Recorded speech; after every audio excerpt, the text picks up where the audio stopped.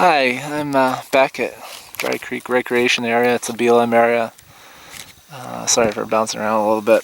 It's hard to hold a camera and to also look at a notepad to see what you're doing.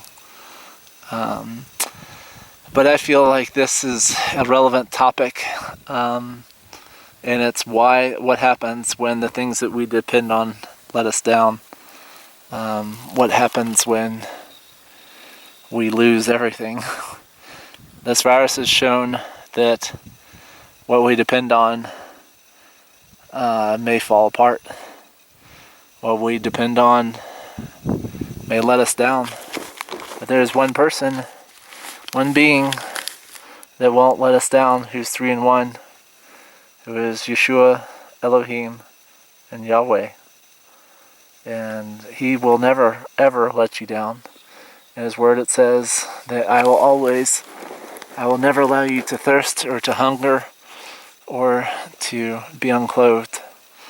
And just like the birds of the field, or the birds of the air and the grass of the field, he will take care of you. I mean, everything that we see around us, he's taken care of.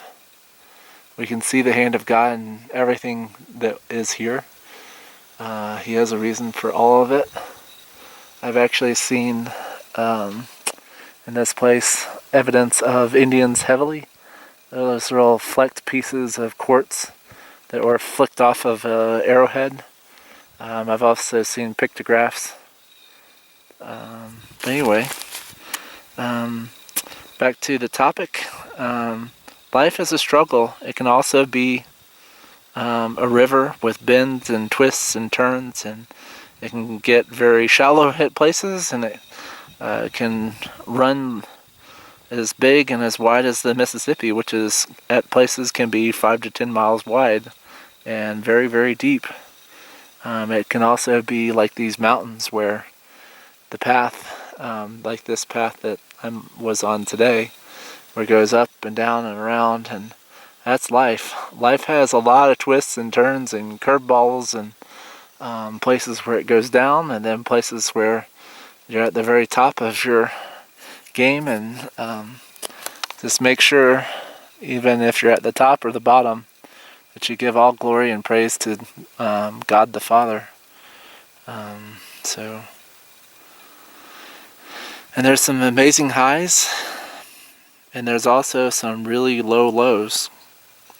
And it's important to have people around you in those low times that can support you and be there for you.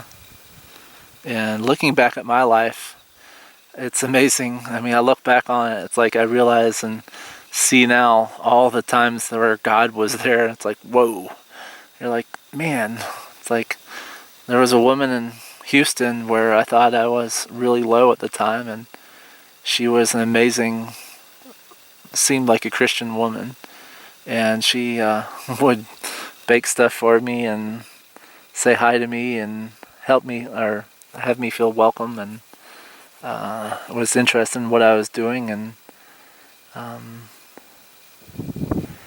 hearing, like in Gateway and stuff, there have been people like Mr. Brown that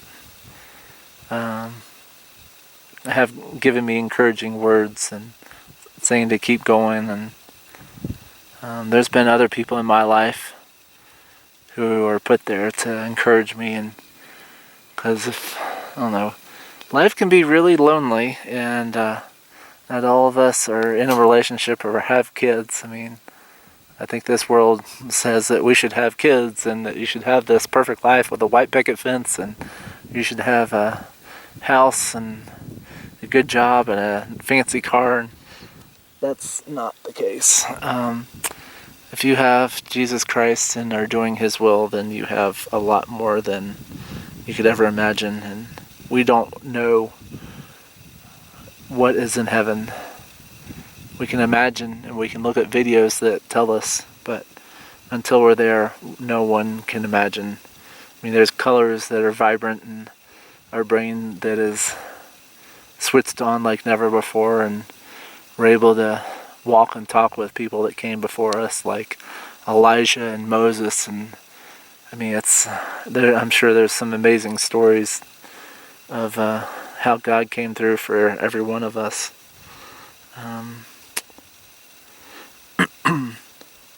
You have to learn how to bounce. And what I mean is that when life knocks you down, which it will, and it is to get back up and keep fighting. Life will always knock you down. You can lose job, you can lose money, you can lose houses, but I've learned that those things are temporary and that there's always another place, another job, another thing to do. But you gotta keep fighting and never give up. Our fight's not over, and we need to fight here on this world, and then we can go celebrate with Jesus and all the people that you saved in heaven. Sometimes this is easy, and other times when life seems to keep knocking you down, more problems arise and it's way harder. Like if you lose a job and then you lose a dog and then you lose a family member. I mean, it's life. I mean, depression is nasty, and at those times you need to seek God and get in His Word and pray. And I've also used running and exercise as ways of getting out frustrations and trying to keep going. It's always a good idea, well, a very good idea, obviously, to have God, because without Him, life is fruitless and meaningless and a never-ending battle.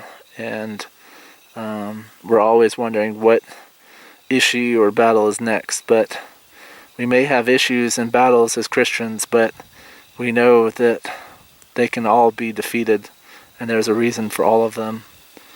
And God will always, always be with you and will never, ever, ever let you down. There may be times when He says no. There may be times when He wants you to go a different way and it seems like He's given up on you, but don't give up on Him. No one can snatch you out of Jesus' hands once you are His and you are leading a life of true repentance in Him. He will give you peace, and I have amazing peace in this time. Even though I have very little, if anything, all I have is God, and that's enough. And 1 plus God is the majority. The battle can rage on all around you and seems like it will never end. It may start out as the loss of a pet, cancer, job, but you just gotta keep fighting and keep going on. And just look at Job's life. I mean, he had it all, and then the devil basically took it all away, and God allowed it. And Job kept praising God's name, and it's an amazing story and one I encourage everyone to look at. And he was blessed twice as much as he had before.